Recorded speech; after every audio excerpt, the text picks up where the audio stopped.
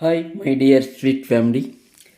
ఈరోజు సమస్య పరిష్కారం రెండు నేను చెప్పబోయే ఒక అమూల్యమైన అద్భుతమైన కథ వింటే మీకే అర్థమైపోతుంది.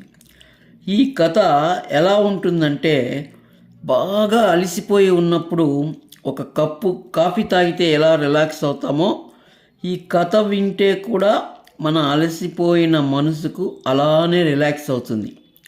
అంత అంత రిలాక్సింగ్గా ఉంటుంది. ఇంకెందుకు ఆలస్యం, కథలోకి వెళ్ళిపోదాం. ఈ కథ ఏమిటంటే, అనగనగా ఒక మహారాజు, అతనికి 4 భార్యలు ఉంటారు. వారిలో మొదట భార్యను చాలా సున్నితంగా చూసుకుంటూ ఉంటాడు. ఆ భార్య పైన ఈగ కూడా వాలనీడు. చిన్న గాయమైనా తల్లడిల్లిపోతూ ఉంటాడు. అంత అపురూపంగా జాగ్రత్తగా చూసుకుంటూ ఉంటాడు.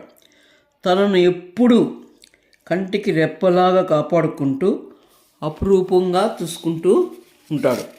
ఇది మొదటి భార్య. ఇక రెండవ భార్య విషయానికి వస్తే, ఆమె తన పక్కన ఉంటే ఇతను చాలా గర్వంగా ఫీల్ అయిపోతూ ఉంటాడు. తను ఎక్కడికి వెళ్ళినా తనను అంటిపెట్టుకొనే ఉంటాడు. ఒక్క క్షణం కూడా తనను వదిలిపెట్టి ఉండలేడు. ఎలాంటి పొరపాటు జరగకుండా అన్ని వైపులా రక్షణ కవచంలాగా ఉంటూ ఆమెకి ప్రొటెక్షన్ ఇస్తూ చాలా జాగ్రత్తగా కాపాడుకుంటూ ఉంటాడు. ఇకపోతే మూడో భార్య అంటే చాలా ప్రేమగాను చాలా మురిపంగాను అల్లారు ముద్దుగా చూసుకుంటూ ఉంటాడు.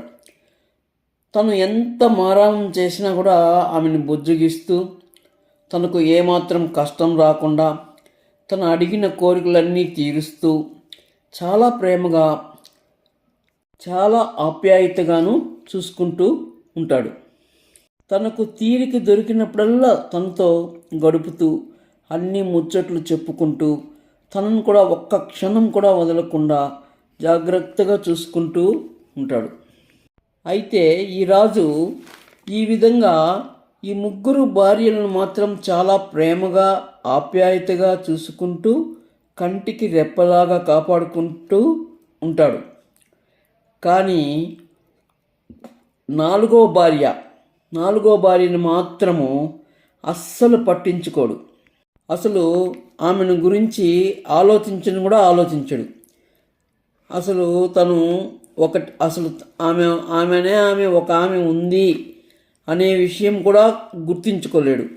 అంత నిర్లక్ష్యత భావంతో ఆమెని చాలా నిర్లక్ష్యంగా చూసుకుంటూ ఆమెను అస్సలు పట్టించుకోకుండా ఉంటాడు.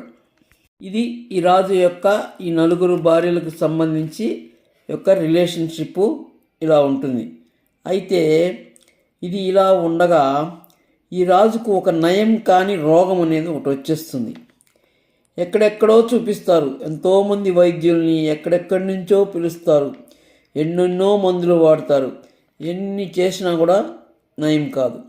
అయితే ఆ రాజ్యంలో ఉండేటువంటి రాజవైద్యుడు ఆయన అనేక సమాచారాలు తీసుకొని రాజుకు ఆ రోగం నుంచి బయటపడేదానికి ఒక మార్గాన్ని చెప్తాడు. అయితే ఆ మార్గం అనేది చాలా కష్టతరమైనది. ఎలా అంటే, 7 సముద్రాలు దాటిన తరువాత ఒక మహా అరణ్యం ఉంటుంది. ఆ అరణ్యానికి మధ్యలో ఒక నది ఉంటుంది. ఆ నదిలో కానీ స్నానం చేస్తే ఈ రోగము నయమైపోతుంది అని చెప్తాడు. అప్పుడు అక్కడికి వెళ్ళడానికి రాజు నిశ్చయించుకొని మొదటి భార్యను తనకు తోడుగా రమ్మని పిలుస్తాడు. కానీ ఆమె, నేను ఎంతో సుకుమారంగా పెరిగాను, నేను ఈ ప్రదేశము వదిలి ఎక్కడికి రాలేను అంటుంది. ఇక రెండవ భార్య 3వ భార్య కూడా ఆల్మోస్ట్ అలాగే చెప్పి తప్పించేసుకుంటారు. ఇక చేసేది లేక రాజు ఒక్కడే వెళ్ళడానికి నిశ్చయించుకుంటా ఉంటాడు. అప్పుడు తన 4వ భార్య మాత్రం రాజుకు తోడుగా వెళ్ళి రాజు యొక్క గమ్యస్థానానికి చేరుస్తుంది. ఇది కథ. ఇక అసలు కథ ఇప్పుడు స్టార్ట్ అవుతుంది. ఈ కథనే ఇంకో విధంగా చూడండి. అసలు కథ ఇప్పుడు స్టార్ట్ అవుతుంది. ఇక్కడ మహారాజు అంటే మనం, అంటే ఒక మనిషి. మొదట భార్య అంటే మన శరీరం. చాలా సుకుమారంగా చూసుకుంటూ ఉంటాం, మేకప్ వేసుకుంటాం. చిన్న గాయమైనా, చిన్న మచ్చపడినా తల్లడిల్లిపోతాం. అంత అపురూపంగా చూసుకుంటూ ఉంటాం మన శరీరాన్ని. మన శరీరాన్ని చూసి అంత అపురూపంగా చూసుకుంటూ ఉంటాం. ఇకపోతే రెండవ భార్య అంటే మనం వేసుకునే ఆభరణాలు, ఇండ్లు, వాహనాలు, ఇలాగ సర్వ సంపదలు, మనం ఏమైతే మన ఆస్తులు ఉంటాయో అవన్నీ కూడా రెండవ భార్యతో అనుకోండి. వాటిని ఎలా చూసుకుంటామంటే చాలా జాగ్రత్తగా చూసుకుంటూ కంటికి రెప్పలాగా కాపాడుకుంటాం. ఎందుకంటే ఏ దొంగలు వచ్చి తీసుకెళ్ళిపోతారో, ఇది జరుగుతుందో అని భయపడుతూ చాలా జాగ్రత్తగా రక్షక వలయంలాగా కాపాడుకుంటూ ఉంటాం. ఇక మూడవ భార్య అంటే మన పిల్లలు, బంధువులు, ఫ్రెండ్స్ అందరూ.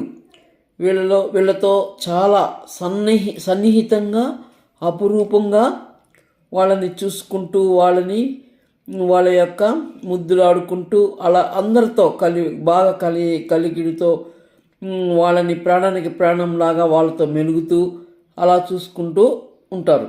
ఇక నాలుగవ భార్య వచ్చి మన యొక్క ఆత్మ. అది ఏం కోరుకుంటుంది, అది ఎందుకు మనల్ని అంటిపెట్టుకొని ఉంటుందో మనకు తెలియదు. అసలు అది ఒకటి ఉంది అన్న విషయం కూడా మనకు గుర్తుండదు. మనం ఎన్ని జన్మలు ఎత్తినా మనతోనే అంటిపెట్టుకొని మనల్ని గమ్యస్థానం చేర్చేది అదే. ఈరోజు ఈ వీడియోలో మనం చెప్పిన సమస్యాత్మకమైన విశ్లేషణకు మనం ఇచ్చే పరిష్కారం ఏమిటంటే, ఈ భవ బాంధవ్యాలకు, మన శరీరానికి, ఆభరణాలకు, విలాసవంతమైన సంపదకు మనం ఎంత ప్రాధాన్యత ఇచ్చినా అవి మనకు అక్కరకు రావు.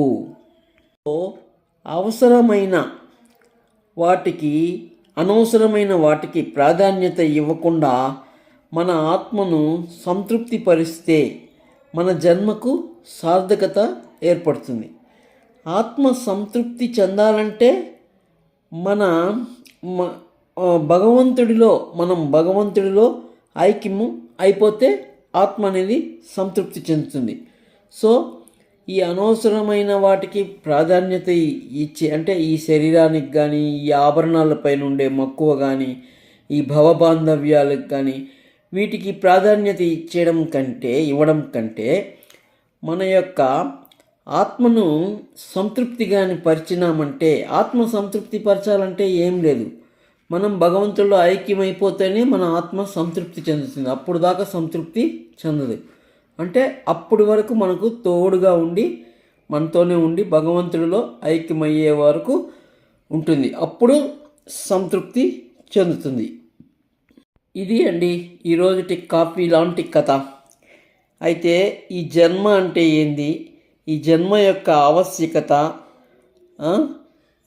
ఆ జన్మ యొక్క సార్థకత, ఆత్మ అంటే ఏమిటి, ఆ ఆత్మ సంతృప్తి పరచడానికి మనం ఏం చేయాలి, భగవంతుడిలో ఐక్యం ఇవ్వడానికి ఏం చేయాలి, ఇలాంటి విషయాలన్నీ భవిష్యత్తులో మళ్ళీ మనము ఇంకొక వీడియోలో చర్చించుకుందాం. అప్పటి వరకు సెలవు, శుభం.